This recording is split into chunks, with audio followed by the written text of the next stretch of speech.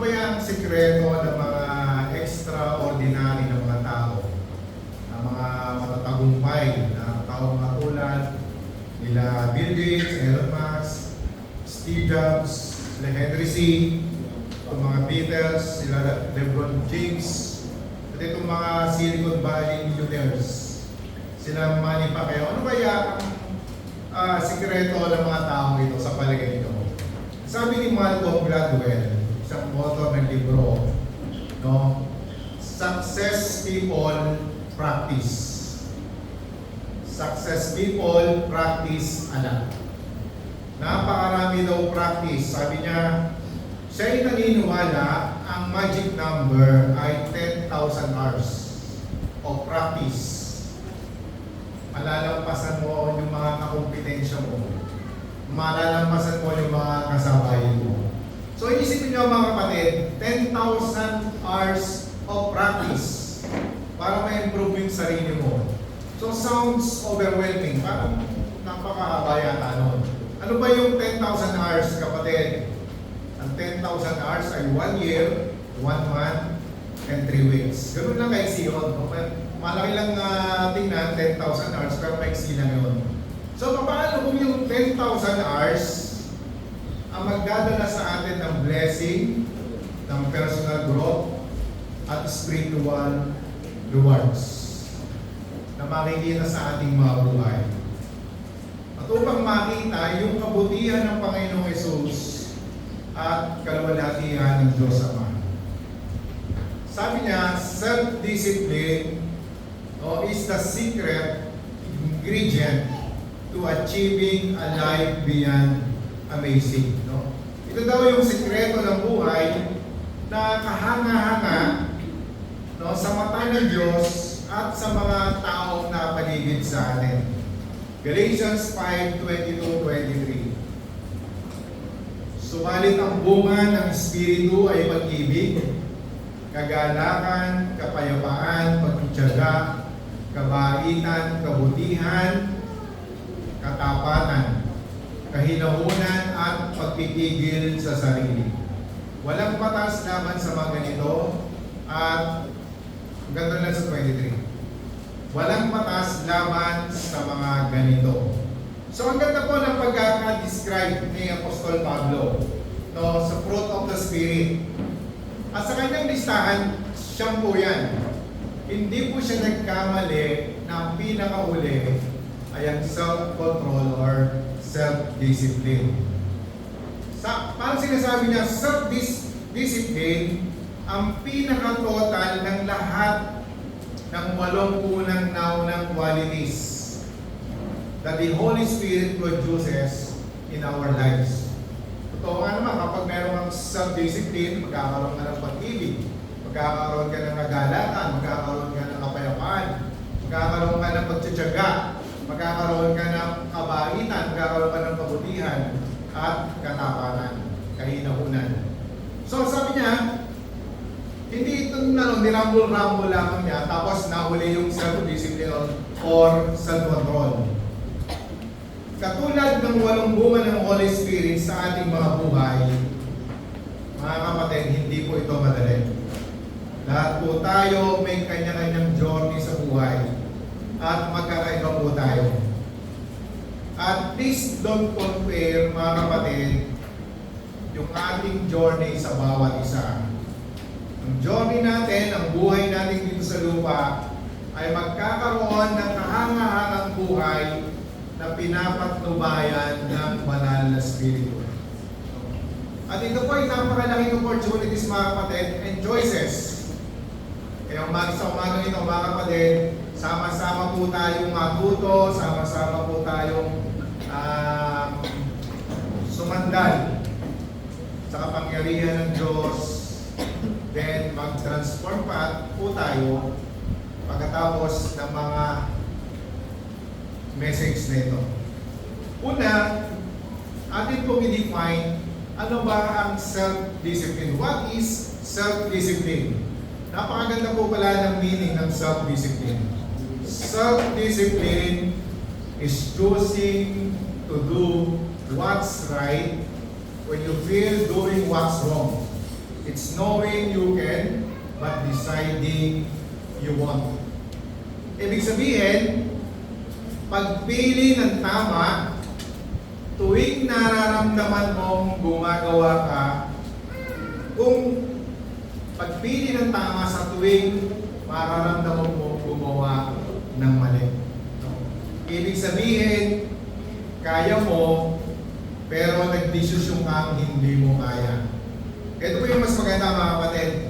Parang gusto mo ma-attain yung goal mo, pero wala ka sa mood kasi ayaw mo o hindi mo feel mag-effort, mas feel mo mag-enjoy o i-enjoy yung ginagawa mo. Sa madaling salita mga kapatid, katulad ng kanta, gusto mong bumait, pero hindi mo magawa. No?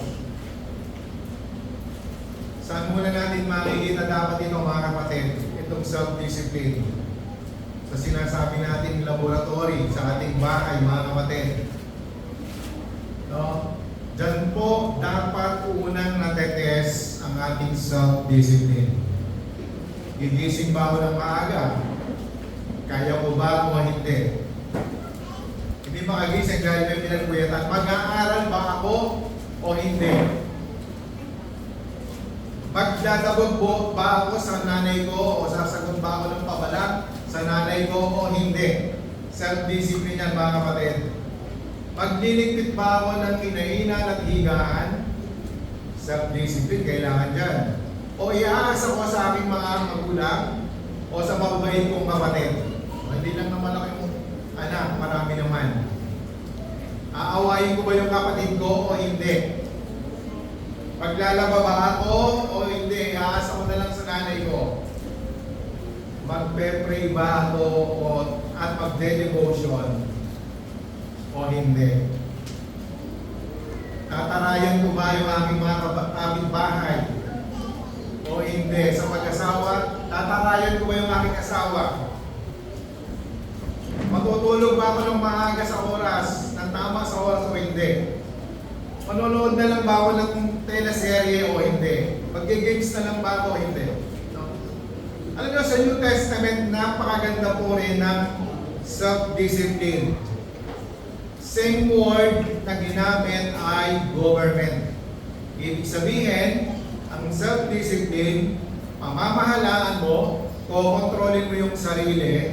No? It is the ability to regulate thoughts, emotions, and actions in a godly manner. No? Para ma-achieve mo yung goal mo, para magkaroon ka ng reward at self-respect. Napakaganda po ng meaning ng self-discipline. So ano ba yung mga sinasabi sa Biblia about self-discipline? Una, master your goals. Proverbs 25:28. Like a city whose walls are broken through is a person who lacks self-control. Napakahirap po mga kapatid kapag ikaw ay walang preno, kapag di ka makapagpigil. Kung minsan hindi mo na iniisip yung mga sasabihin mo, makakasakit ka ba o hindi? Masasaktan ko ba yung mga nasa paligid ko, yung mga mahal ko sa buhay? Yung mga karelasyon ko, yung aking asawa, yung aking anak? Sa atin, basta masasabi ko yan. Ipapamukha ko sa kanya na mali siya. Ang tanong kapatid, it will magbibigay ba ito ng kapayapaan? No? Nasabi mo nga kapatid, ang tanong, nagbunga ba ito ng maganda? Mas napalapit ka ba sa kanila o mas napalayo ka? Kung ikaw ay galit kapatid, ipagpaliban mo muna. Isip ka ng paraan na may papaabot mo sa kanya ng maayos. Kapag maayos na ang lahat, hindi ka nagalit, saka mo sa kanya ipaabot. No? May kasabihan kapatid, saktan ka na ng physical, huwag lang sa pananalita. Kasi kapag sa pananalita talagang tumatagos sa kaikuturan ng ating mga puso. Pangalawa, tame your tongue. Proverbs 33. Ang maingat magsalita ay nag-iingat ng kanyang buhay, ngunit ang taong madaldal ay nasasadlak sa kapahamakan. Ang sabi, kapatid, walang maidudulot na maganda kapag ikaw daw ay madaldal at hindi mo naiisip yung mga sinasabi mo kung nakakasakit ka o hindi. Kasi pagka ganon, sarili mo na ang iniisip mo. Alam niyo yung bilang, kapatid, napakaliit pero very powerful. No? May kasabihan nga, bugbugin mo na ako, saktan mo na ako, pero huwag mo lang sabihan ng mga masasakit. Lalo na sa ating mga mahal sa buhay. Pangatlo, regulate your actions. Proverbs 19:11. Ang kahinahunan ay nagpapakilala ng katalinuhan. Ang pagpapatawad sa masamang ginawa sa kanya ay kanyang karangalan. No? Binabanggit dito, kapatid, kahinahunan ay isa daw katalinuhan. Pero kapag pinatawad mo, yung mga masasamang ginawa sa iyo ay isa daw karangalan. So kapatid, kung iisipin na kapag nagpatawad ka, ay isa kang tanga. No? Hindi ka tanga, kundi ikaw ay isang matalino. Yan ang sinabi niyan. Masamang ginawa sa kanya, ginawa ka ng masama, ang tawag mo dyan, katalinuhan. Kasi bakit katalinuhan? Kasi kung hindi ka magpapatawad, ikaw din yung mahihirapan. Yung gumawa sa'yo ng masama, nag-disco, nag-enjoy, pero ikaw yung nalulungkot, ikaw yung wala sa, ikaw yung nagdudusa. Kaya patawarin mo na lang. No? Pangapat, control your calendar. Ephesians 5:15-16. Kaya mag-ingat kayo kung paano kayo namumuhay. Mamuhay kayo tulad ng matatalino at di tulad ng mga mangmang. Gamitin ninyo ng lubusan para sa mabuti ang bawat pagkakataon sapagkat puno ng kasamaan ang kasalukuyang panahon. So, lagi natin sinasabi, napakabilis ng panahon, napakabilis ng araw, napakabilis ng oras, at yan po ay totoo mga kapatid. Kaya dapat yung bawat oras, bawat panahon ay gamitin natin para sa mga mabubuti. Wag po tayong mag-aaksaya ng panahon. Wag po tayong magpapatay ng oras. Ang sinasabi natin ng ginagawa, magpapatay po ng oras. Kaya mga kapatid, sumunod, manage your money. Proverbs 21:20. Ang bahay ng matalino ay napupuno ng kayamanan, ngunit lahat ay winawaldas ng taong mangmang. Naidinig nyo na yung word na mga kapatid, yung walang permanente dito sa mundo. No? Kaya kapatid, kung meron kang kinikita ngayon, huwag kang gagastos ng higit sa kinikita mo.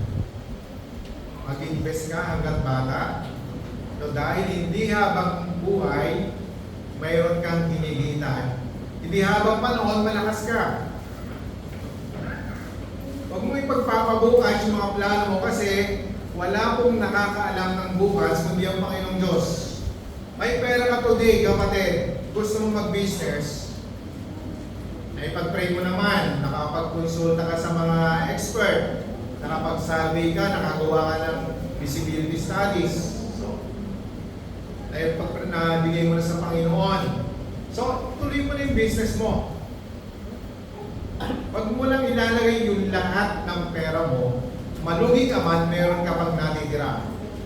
So, try and try. Huwag kang susuko. Talunan lamang ang mga sumusuko.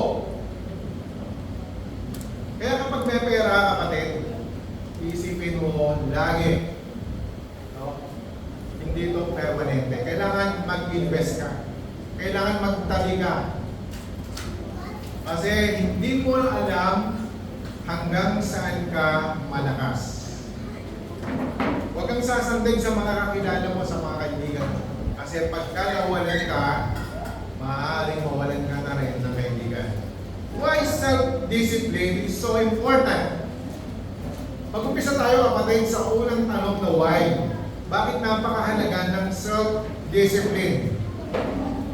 2 Peter 1:3 hanggang 4. Tingnan natin mabuti ang sabi ni Apostol Pedro, mga kapatid. Tinanggap natin sa pamamagitan ng kapangyarihan ng Diyos ang lahat ng mga bagay. Tandaan niyo mga kapatid, tinanggap natin sa pamamagitan ng kapangyarihan ng Diyos ang lahat ng bagay na magtuturo sa atin upang tayo'y mamuhay na mga Diyos. So, ibig sabihin, nangilatag na lahat, naibigay na sa ating lahat, upang tayo daw po ay makapamuhay na mga Diyos. Ito'y dahil sa ating pagkakilala kay Jesus na siya ring tumawag sa atin upang bahaginan tayo ng kanyang kaluwalhatian at kadakilaan. Sa parang ito ay binigyan niya tayo ng mga dakila at napakahalagang pangako upang makaiwas kayo sa nakasisirang pagnanasa sa sanlibutan ito at upang makabahagi tayo sa kanyang likas bilang Diyos. So sa atin, sabi, binigay na daw, paalala sa atin ni Apostol Pedro, na ibigay na sa atin yung lahat ng bagay para daw tayo makapamuhay na may kabanalan. Kasama na yung mga pangako sa atin na tayo'y makakasama ng Diyos sa kanyang kaharian balang araw. Pero tingnan niyo kung mabuti mga kapatid, ito after itong paalaala ni Apostol Pedro, hindi niya sinabi ko, hey, naibigay na sa atin ang lahat, magiging ayos ng lahat, magiging smooth na yung ating mga pamumuhay. Bagkos ito ang sabi niya sa mga sumunod na mga verses. 2 Peter 1:5-7. Dahil dito, sikapin ninyong idagdag sa inyong pananampalataya ang kabutihan, sa inyong kabutihan ang kaalaman, sa inyong kaalaman ang pagpipigil sa sarili, sa inyong pagpipigil sa sarili ang katatagan, sa inyong katatagan ang pagiging makadiyos, sa inyong pagiging makadiyos ang pagmamalasakit sa kapatid, at sa inyong pagmamalasakit sa kapatid, sa inyong pagmamalasakit ang pag-ibig. Ano ang gusto ipabot sa atin ni Apostol Pedro, mga kapatid? Sabi niya, you've given great resources. Now, go out and make every effort to realize the full potential of all that you are and have in Christ. Ang ganda ng pagkakasalin sa Tagalog, kapatid. Sikapin, pilitin, itry natin, subukan nating idagdag sa ating mga pananampalataya. Balik natin mo, so wala. Sikapin natin idagdag sa ating pananampalataya ang kabutihan. Kanina, kapatid,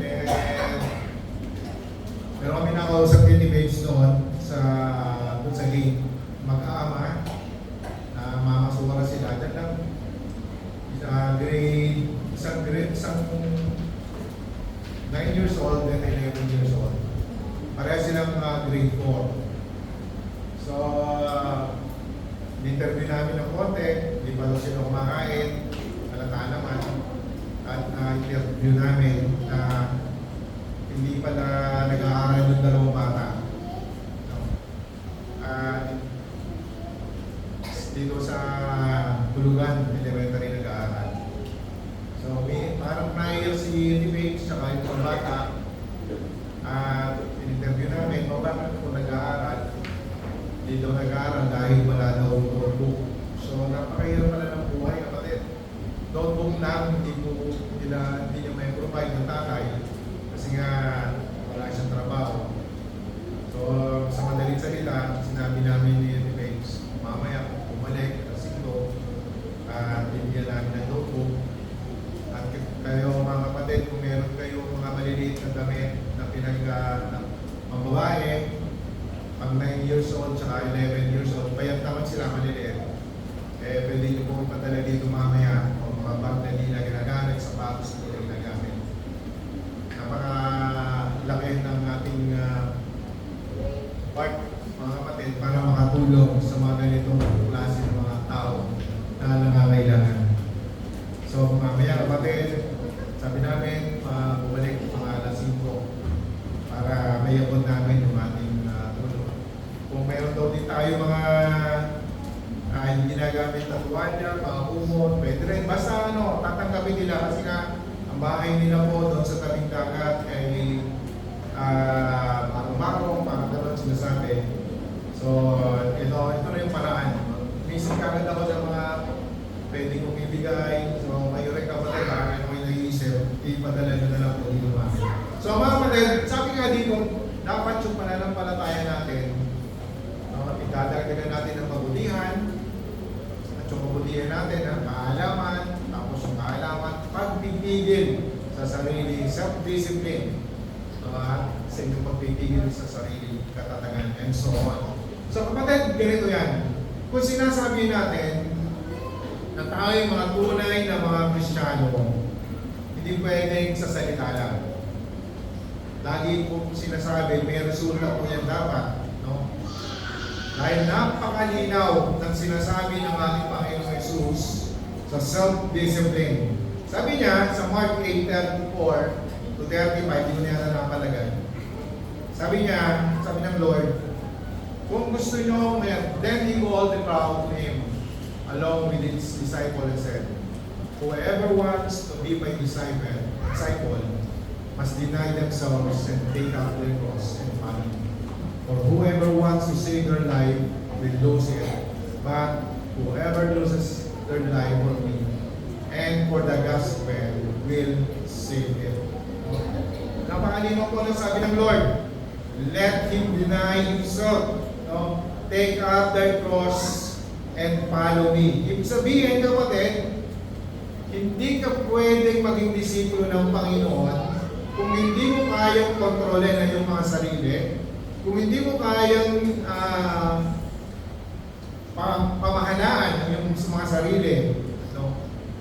Hindi na mga dati mong gusto ang gagawin mo, kundi yung kagustuhan ng ating Panginoong Yesus.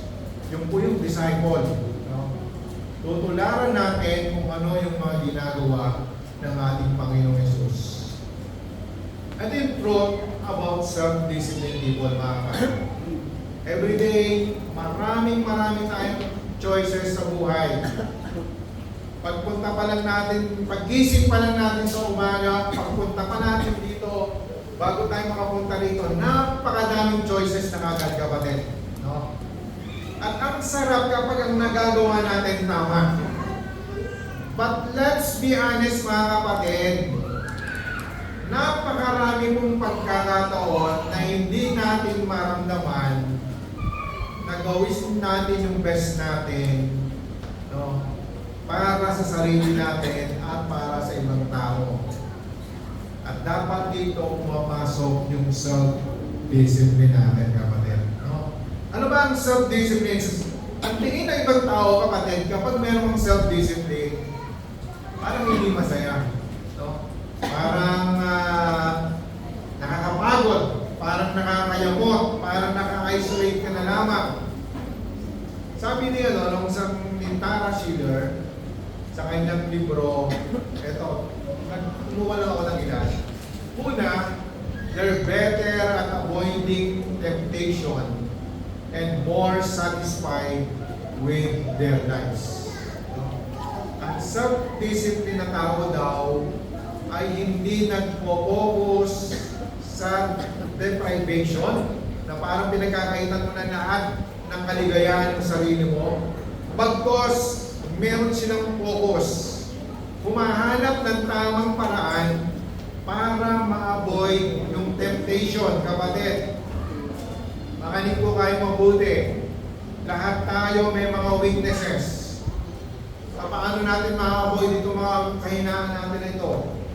Weakness mo pagkain. So huwag kang kakain sa mga itoloke. Weakness mo pera, so huwag kang hawak ng pera nang hindi sa'yo. Busin mo yung pera mo, huwag lang yung sa pera na iba, no? Weakness mo, babae kapatid. Madali kang ma-develop. So huwag kang lumapit sa babae. Sa lalaki ka na lang ma-develop. Hindi. Biro lang yun, ha? Huwag kang pumarkada, ibig sabihin. No? Kasi kapag ang barkada mo ang babae, lalaki ka, macho ka, siyempre, magandang lalaki. Siyempre, may fling-fling ka, may magpapalibad hangin. Eh, kahinaan mo nga eh. So, siyempre, baka matukso ka. Huwag mong sasabihin, malakas ka. Eh, kahinaan mo nga yan eh. Kahit na pagtagumpayan mo na yan, meron time na babalik at babalik ang kapatid. So kung mahinindi ng ulo mo, huwag kang sumama sa mga alaskador. No? Lagi kang inaalas ka. Kainin talaga ulo mo. So, pumunta ka, lapitan mo yung mga mahihinahon. Pangalawa, they're enjoying conquering themselves. No? Alam na mga kapatid, mayroong thrill kapag china-challenge mo yung sarili mo. Kapag china-challenge mo na kaya mo to, no? Sabihin mo sa sarili mo, hindi ako magpupuyat today. Hindi ako magpupuyat mamaya. Gigising ako ng maaga, magtatrabaho ako sa bahay, gugulatin ko ang mga magulang ko. Hindi po yan boring life, kapatid, no? Yan po ay kino-conquer natin yung mga inner demon natin, no? Lahat tayo may mga nakatagong kahinaan. So, dapat pinaghahandaan natin yan, pinaglalabanan natin yan. Pangatlo, they're better at setting boundaries. No? May sineset up ng goal, pero sineset kang goal. Maaaring merong sumasabotahe sa goal mo. Kapatid, tingnan mo ito mabuti. Yung goal mo, mag-change ka ng eating habit. No? Hindi ka nakakain ng matamis, ng maalat, ng matataba. Pero ito yung mga kaopisina mo, panay libre ng pizza. Meron pang palengke plan, meron pang crispy pata, meron pang mga bulalo. May kari-kari na napagkaalat ng mga bagong, laman loob, mga tuwalya. Tapos sa rate nyo, napakadami mong tsokolate. Meron pang soft drinks, meron pang iced tea. Sabihin mo sa sarili mo, kapatid, I have the power to overcome it. No? Pakurot-kurot lang, pwede. Pakunti-kunti lang. Pwede. No? Our battle for a disciplined life. Let's admit, mga kapatid, meron tayong battle. No? Bawat isa meron conflicting desires.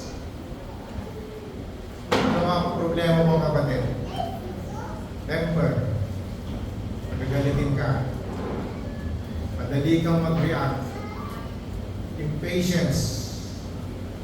Wala kang pasensya.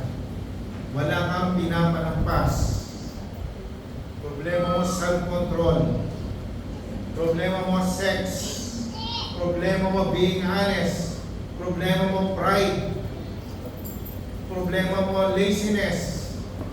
Problema mo self-centeredness. Problema mo pangungutang. Lahat tayo, kapatid, aminin natin at hindi, meron tayo mga skeleton na nakatago sa closet. No? Pero hindi po lagi nakatago yan, kapatid. Lumalabas po yan paminsan-minsan. Ganito po yan. Bawat believer, bawat mananampalataya, may dalawang nature. Ang old nature natin at ang new nature. No? Yun yung nature of God, yung nature natin. No? When we receive Christ as our Lord and Savior, born again po tayo. At ang dalawang ito, mga kapatid, laging may conflict, no? May gera every time, every hour. They are incompatible and irreconcilable. Hindi magkakasundo itong dalawang ito. Laging naglalaban ito. So, kung sino yung papaboran mo, siyang mananalo. Di ba kapatid? Nararanasan niyo yan? Gusto mong gawin, yun ang sabi niya po sa Pablo, no? Bakit hindi ko magawa yung gusto kong gawin? Yung mga gusto kong gawin, hindi ko magawa. At yung ayaw kong gawin, yun ang mga nagagawa ko. Galatians 5:17. Sapagkat ang pagnanasa ng laman ay laban sa kagustuhan ng Espiritu. At ang kagustuhan ng Espiritu ay laban sa mga pagnanasa ng laman. Magkalaban ang dalawang ito. Kaya natitigilan kayo ng paggawa ng nais nyong gawin. So, Espiritu at saka gawa ng laman. Lagi kong magkalaban. Huwag kayong magtataka. Bakit gusto kong gawin kabutihan? Bakit gusto kong gawin yung kalooban ng Lord? Pero, ang nangyayari sa akin, yung laman ko, yung hila ng laman ko. Romans 7:15 and 19, tingnan natin. Hindi ko maunawaan ang aking sarili sapagkat hindi ko ginagawa ang gusto ko. Sa halip, ang kinasusuklaman ko ang siya kong ginagawa. Sapagkat hindi ko ginagawa ang mabuting gusto ko, ang masamang hindi ko gusto ang siya kong ginagawa. Kapatid, si Apostol Pablo na po ito. Isa sa mga taong pinakadakila na nabuhay sa mundo. Isa sa isang tao na talagang punong-puno ng doktrina ng ating Panginoong Jesus. Pero sabi niya, ito pa rin eh. Hindi niya naiisa-isa kung ano itong mga kinasusuklaman niya sa kanyang sarili. Hindi niya naiisa-isa kung ano itong mga masasamang nagagawa niya. Kapatid, hindi po tayo exempted dito. Kaya dapat natin gawin, lagi tayong hihingi kagad ng tawad sa ating mga nagagawang kasalanan sa Panginoon Diyos. The blessing of your disciplined life. Ito maganda. Puntahan na natin, ano ba mga blessing of your disciplined life? Napakalaki po yung ginagawang palang papel ng characteristic na ito, ng traits na ito, kapatid, sa ating mga buhay. Si Harry Truman, siya po ay nagkasalita sa mga taong mga matataas, matakilang tao na nasa harapan niya. Sabi niya, ang una daw nilang napagtagumpayan ay yung kanilang mga sarili. Self-discipline with all of them came first. Tama naman po talaga mga kapatid. Ang number one nating dapat mapaglabanan, matalo, ay yung sarili natin. Sabi niya, without self-control, ang ating mga plano ay mapupunta sa wala. Tingnan niyo mga kapatid, meron kang business ngayon, maayos, kumikita, pero nawala ka sa control, nawala ka ng self-discipline. Nagasta mo, naging maluho ka, bili ka ng bili ng mga hindi dapat, na mga signature na mga damit, sapatos. Inuuna mo yung luho. So, malulugi ang yung business. Sa sports, sa music, kailangan meron self-discipline. Kung gusto mong gumaling sa sports, at kahit anong larangan kapatid, dapat dinidisiplina yung sarili. Sa pagbili ng bahay, sa pagbili ng sasakyan, sa pag-aaral, kailangan self-discipline. Kumuha ka ng bahay, kumuha ka ng sasakyan, paano mo mababayaran ang mga bagay na yan kung hindi mo itatago ang mga pambayad dyan? Kung hindi mo ililista ang mga bayarin. So, ang mangyayari, pag hindi mo nabayaran, mahahatak yan. So, dapat kapag kumuha ka ng mga bagay na yan din, mga kapatid, hindi eksakto yung pambayad mo, isa sweldo mo. Ano ba? Sumusweldo mo ng 25,000. Ang bayarin mo sa kotse ay 20,000. Kakasya ba yung 5,000 sa isang buwan? O kahit na binata ka o dalaga ka, tingin ko hindi ka kasya. Kailangan mag-overtime ka na mag-overtime. So, kailangan sumobra ka na. So dapat sa mga ganitong bagay, kailangan matalino tayo, kapatid. Ito po yung nakita ko at na-obserbahan ko sa buhay. habang nagmamature tayo sa buhay, dapat lumalago tayo sa ating pananampalataya. At nakaka-experience po tayo ng self-discipline. No? Maturity in all times, maturity in all things requires and depends on self-control. Agree ba kayo dito, kapatid? Sabi ni Bradley Wright, isang sociologist, no? Makita natin yung gusto. Sabi niya, mga tao daw na may self-discipline live longer, are happier, get better grades, are less depressed, are more physically active, have lower resting heart rates, have less alcohol abuse, have more stable emotions, are more helpful to others, get better jobs, earn more money, have better marriage, are more faithful in marriage, and sleep better at night. So parang kinumpay niya na yan. Bata, nag-aaral, sa may asawa, sa mga may problema sa alcohol, sa mga bisyo, sa mga may emotions, yan po daw ang benepisyo ng taong may self-discipline. Alam nyo, self-discipline comes from God. 2 Timothy 1:7. For the Spirit God gave us does not make us timid, but give us power, love, and self-discipline. Tandaan po natin ito, mga kapatid. Sa oras na sumampalataya tayo sa ating Panginoong Hesus, automatic meron po tayong nagduduwel sa atin ang Holy Spirit sa ating mga buhay. At makakatanggap tayo ng mga divine power na galing sa Panginoong Diyos para magawa natin yung mga hindi natin kaya gawin. At include dito po ang self-discipline. Bakit hindi natin kaya gawin ito? Dahil nga napakahirap. Kung walang tulong ng Panginoon, magpe-fail tayo talaga dito, babaksak talaga tayo dito, kapatid. Ang Holy Spirit ang magbibigay sa atin ng ability, ng kakayahan to practice through self-discipline. No? Kaya nga sabi ng Bible, mga kapatid, for with God, nothing shall be impossible. Ang self-discipline is a learning process. No? Sa pagkakakilala natin sa Panginoong Diyos, through Scripture, mga kapatid, lahat po nakalatag na, katulad ng binasa natin kanina. Nabigay na sa ating lahat, no? Kung paano tayo mamumuhay para maging successful sa ating mga buhay Kristyano. At ang sabi ng Bible, sa ating mga buhay, Philippians 4:12, napakaganda po ng sabi ng Apostol Pablo.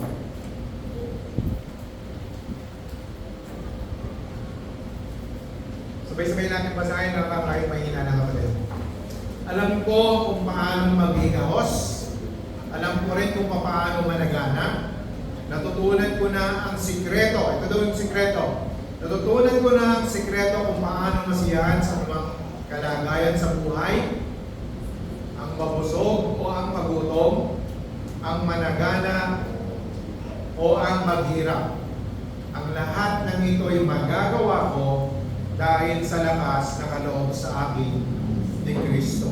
No? Nakikita natin dito, mga kapatid, ang discipline of contentment.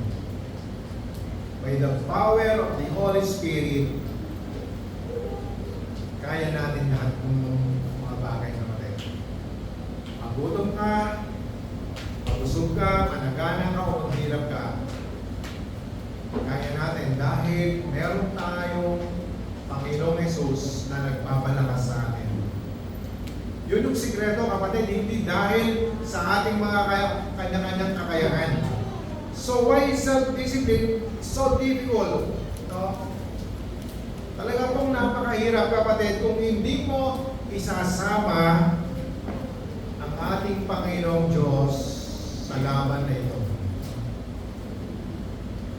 Kapatid, natinig nyo na yung alamat na aalis na ako sa church kasi hindi naman ako lumalago dito. Natinig nyo na yun.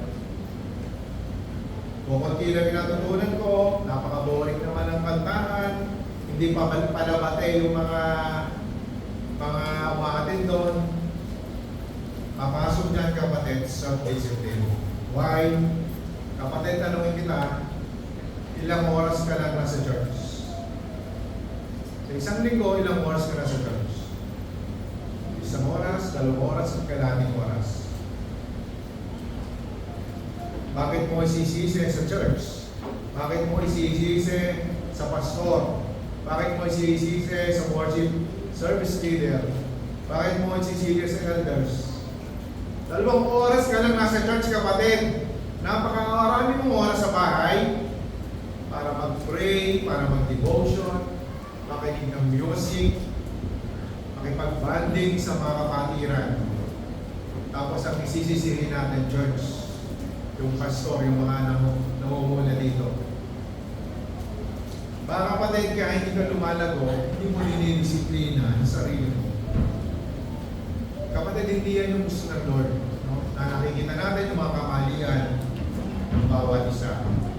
Kanya-kanya po tayo, kapatid, ng pagsupil sa ating mga kahinaan, sa ating old nature, magdisiplina sa ating mga sarili para po tayo lumago sa pananampalataya. So, how to develop self-discipline in any area of your life? Una, number 1, set your goals and commit it to God. Philippians 3:12-14. Hindi sa nakantang ko na ang mga bagay na ito, hindi rin sa ako'y ganap na. Ngunit sinisikap kong makamtan ang gantimpala sapagkat ito ang dahilan kung bakit ako'y tinawag ni Kristo Jesus. Mga kapatid, hindi ko pinapalagay na nakamit ko na ito, ngunit sa bagay ang ginagawa ko habang nililimot ko ang nakaraan at sinisikap na marating ang layo na nais ko makamtan. Nagpupunyagi ako sa patungo ng hangganan upang makamtan ko ang katimpala ng pagkatawag sa akin ng Diyos sa pamamagitan ni Kristo Jesus ang buhay na nasa langit. Tingnan niyo mabuti ito, kapatid. Bukod sa Panginoong Jesus, ang best example ng self-discipline si Apostol Pablo.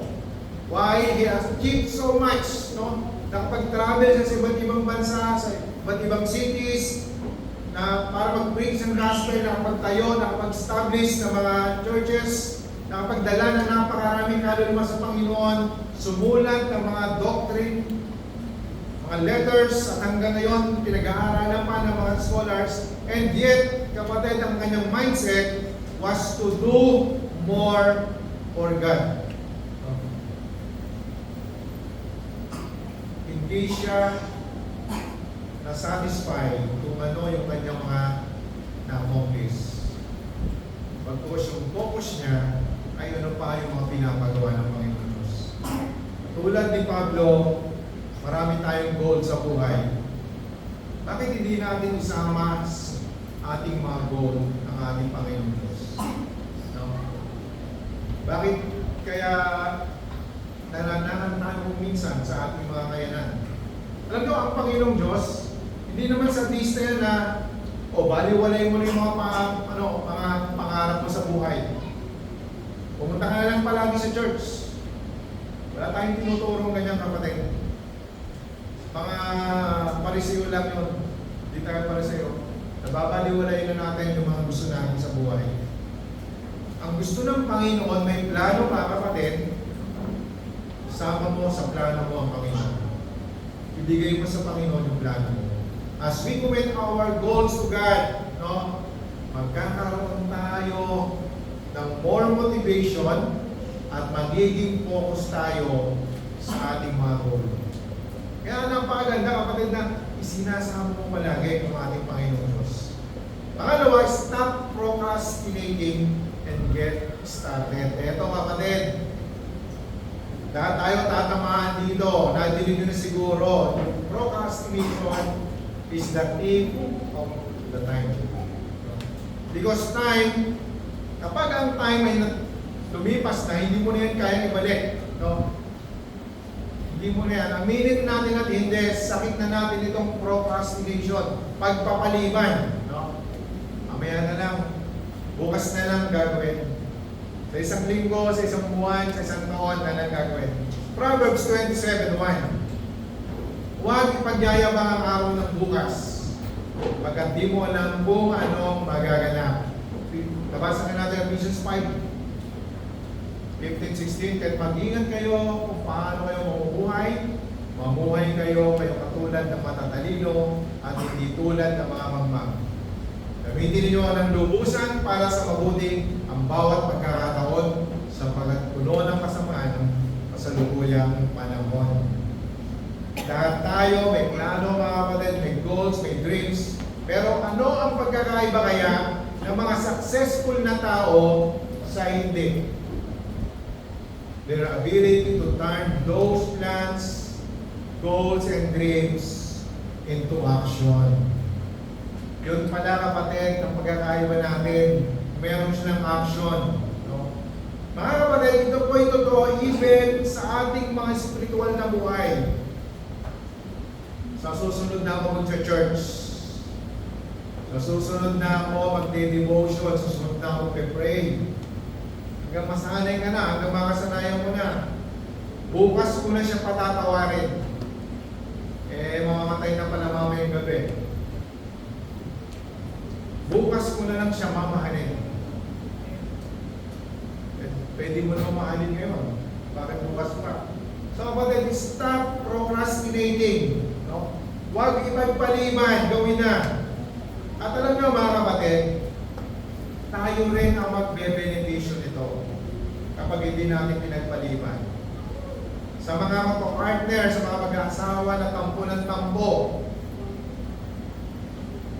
huwag niyong pahabain yung tampo nyo. Hindi ko naman sinabi kung kayo magtampo. Huwag nyo lang pahabain. Dapat sandali lang kasi yung oras ay hindi na may babalik kung nawalang oras na nagtatampo kayo. Kapag na nagmamashare kayo, piliin nyo na huwag magtampo. May nasabi lang na na hindi maganda, piliin nyo huwag magtampo. Namamashare kayo, merong pinakain sa'yo na hindi mo gusto. Huwag magtampo, piliin mo huwag magtampo. Pangatlo, eliminate and avoid distractions. Hebrews 12:1.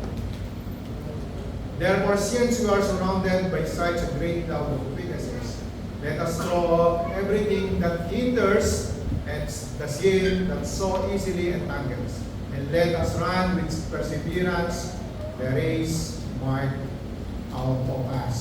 So, ganito kapatid, i-identify mo lahat ng mga distractions mo and start eliminating. Kung hindi mo ma-eliminate, i-avoid mo yung kaya mong i-avoid. Ganito yan kapatid. Kung ang iyong goal ay magbawas ng timbang, kailangan mong maglagay sa kusina. Kailangan mong laging nasa kusina.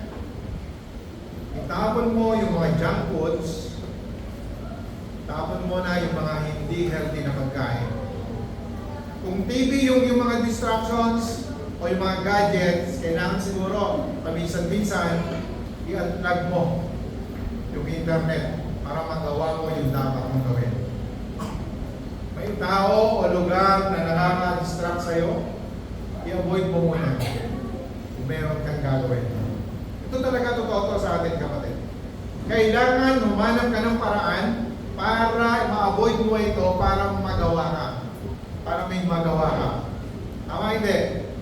Di ba? Kailangan disiplinado talaga tayo eh. So kaming mga nagtuturo dito, si Aaron, si Vic, no? Di ba? Saka yung mga nagpa-practice. Kapag hindi mo binigyan ng oras yan, eh hindi kayo makaka-practice. Hindi kami makakagawa ng sermon. Di ba? Kayo din ganun. Kapag hindi nyo binigyan ng oras talaga lahat ng bagay, ng mga distraction, hindi kayo makakagawa. Hindi tayo makakagawa. Pangapat, track your progress and reward yourself accordingly. Self-discipline ay part ng ating spiritual growth as Christians. Mahaba-haba pong progress yan, mga kapatid. Marami na mahaba-habang process, no? And if you decide today na magkaroon nito, track your progress.